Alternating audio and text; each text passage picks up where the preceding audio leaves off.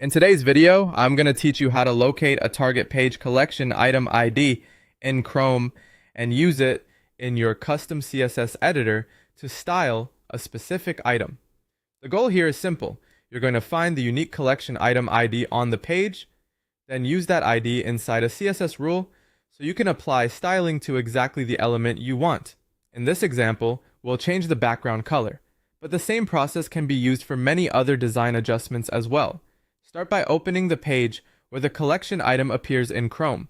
From there, inspect the page by scanning the code elements or using the page's framework view tools, depending on what your platform provides. What you're looking for is the specific collection item ID connected to the item you want to target.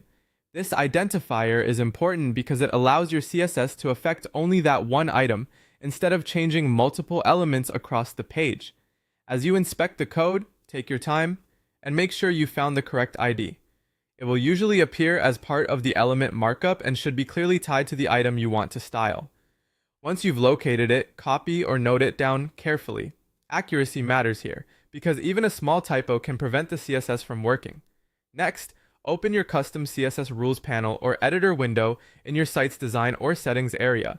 This is the place where you'll paste and manage your custom styling rules. If you already have existing CSS in this area, be careful not to overwrite anything unintentionally.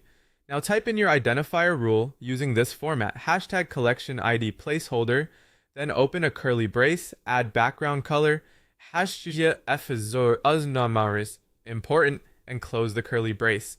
This rule tells the browser to apply a red background color specifically to the item with that matching ID. The important tag is included to help ensure the custom style takes priority if other styles are already affecting that element. After entering the rule, replace the placeholder text with the real collection item ID you found earlier. Make sure the identifier matches exactly, including any letters, numbers, or symbols that belong to it. This is the key step that connects your CSS rule to the correct target. Once everything looks right, click Save. Then return to the page and refresh it if needed to confirm the change appears correctly.